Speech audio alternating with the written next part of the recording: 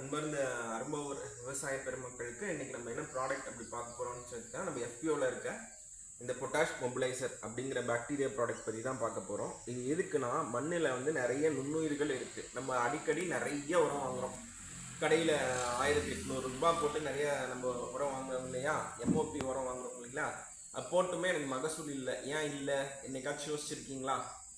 நம்ம நிறைய பண்ணுறோம், நிறைய செலவு பண்ணுறோம் பயிர்களுக்கு. ஏதாச்சும் நம்ம இது வரைக்கும் யோசிச்சிருக்கோமா நம்ம ஏன் மகசூல் வரதில்லைன்னு? நம்ம மண்ணில் நுண்ணுயிர்கள் குறைஞ்சிக்கிட்டே வருது.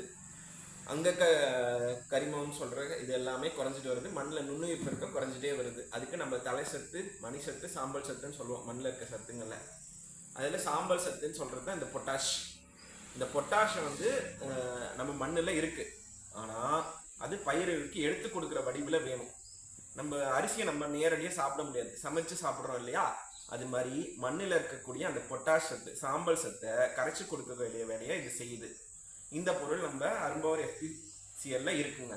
இது எப்படி பயன்படுத்தணும்னா, அரிசி கஞ்சி இருக்கு இல்லையா, நம்ம காலையில் அரிசி வடிக்கிறோம் இல்லையா, அந்த அரிசி கஞ்சோட கலந்து நம்ம விதையை நேர்த்தி பண்ணலாம். அப்படி இல்லைன்னா வயலுக்கு நேரடியாக எருவில் கலந்து விசிறலாம். இல்லை நம்ம ட்ரிப்புன்னு சொல்கிறோம் இல்லையா, சொட்டு நீர் பாசனம் வழியாகவும் கொடுக்கலாம்.